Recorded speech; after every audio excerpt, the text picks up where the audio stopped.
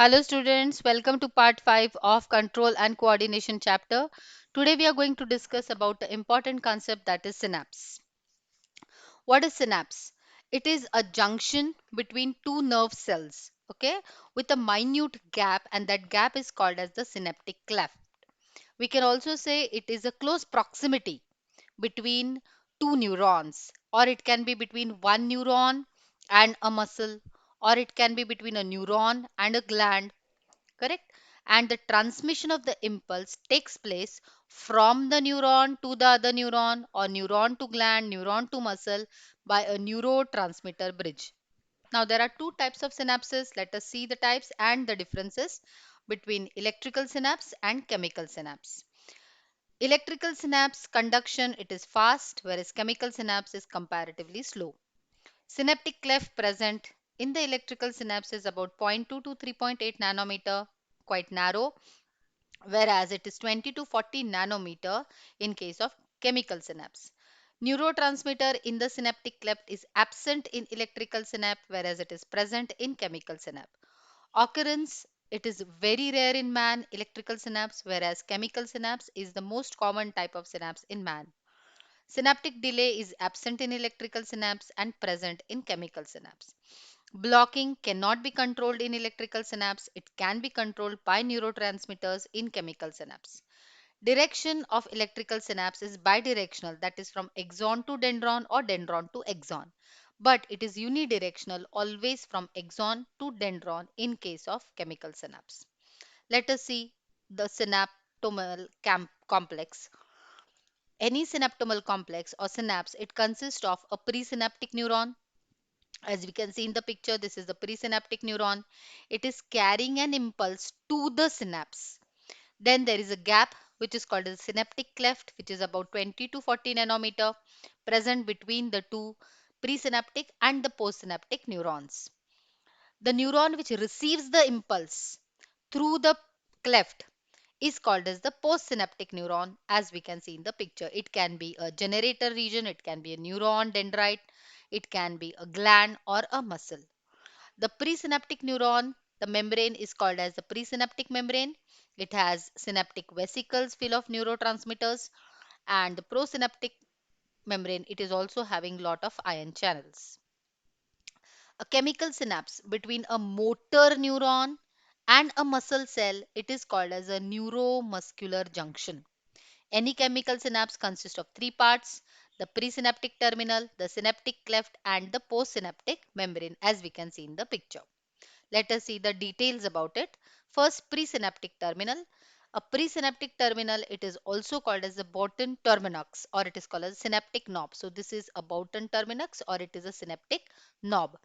It consists of lot of mitochondria inside, which will give energy, and lot of synaptic vesicles which are full of neurotransmitters.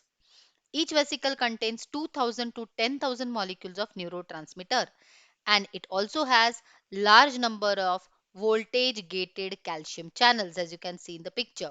This is a presynaptic membrane, and it is having these calcium channels, which are voltage gated calcium channels, which are many in number. So presynaptic membrane having lot of voltage gated calcium channels. Synaptic cleft is a gap that is present, microscopic fluid gap filled with fluid of about 10 to 40 nanometer in size. It is present between axon terminal and dendron or soma of another neuron.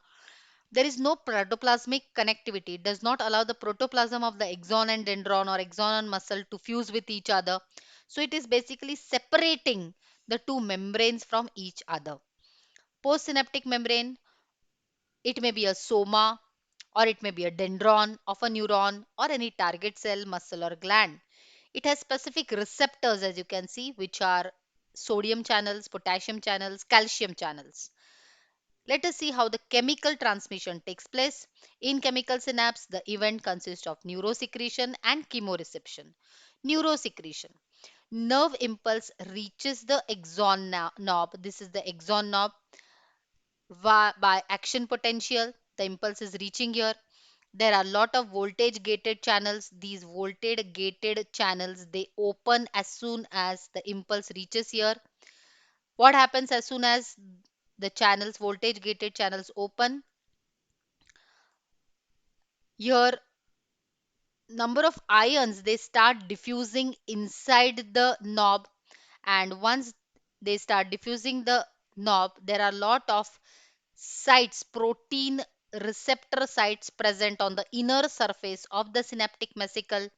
These ions which are entering inside, they joint or they form complexes with the protein receptor sites, and once they form complexes here, it will stimulate the synaptic vesicles, and when the synaptic vesicles get stimulated, they will start secreting the neurotransmitters in the synaptic cleft by exocytosis. Next, what happens? Chemoreception occurs. So initially we saw that this was the axon ending, the presynaptic complex. These were channels, calcium, voltage gated calcium channels. They opened, ions moved inside. They attached themselves with the chemoreceptors. Synaptic vesicles released neurotransmitters. Neurotransmitters which were released came into the synaptic cleft. These neurotransmitters, they are received by special protein sites which are present on the postsynaptic membrane. So on the postsynaptic membrane, let us draw the postsynaptic membrane with another color. This is the postsynaptic membrane. There are a lot of protein receiving sites which are present on the postsynaptic membrane. These neurotransmitters, they bind to these protein sites on the postsynaptic membrane. The chemoreception causes depolarization. Because of the attachment of the neurotransmitters on the chemoreceptors, depolarization occurs. As depolarization occurs, let us see what happens. The sodium channel opens. When the sodium channel opens, the sodium starts moving inside. Inside, positivity increases and negativity increases outside the membrane of the postsynaptic membrane. Thus, what happens? Depolarization takes place here. Here, depolarization takes place slowly, it leads to repolarization, and this is nothing but action potential is set up, and this will be further transmitted. This initiated action potential on the second neuron. This action potential may be excitatory action potential or it may be a inhibitory action potential. Now, to avoid continuous stimulation of the next neurotransmitters, this neurotransmitter should not continuously excite the postsynaptic membrane. Therefore, some enzymes are secreted. These enzymes come and they inactivate whatever neurotransmitters are present in the synaptic cleft. For example, acetylcholine esterase is one enzyme which is inactivating acetylcholine, converting it into acetic acid and choline, and then which is reabsorbed by the presynaptic knob, which will be used again for formation of the acetylcholine neurotransmitter by the vesicles. Now, in adrenergic nerve fibers, adrenaline is activated by another enzyme called as monoamine oxidase. In this way, nerve impulse is always conducted from the axon to the dendron. It is unidirectional via synaptic cleft with the help of neurotransmitters.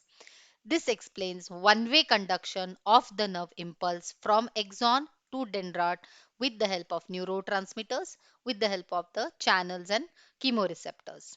So students, I hope you have understood this concept of chemical synapse. In next video, we will study about properties of nerve fibers. Thank you.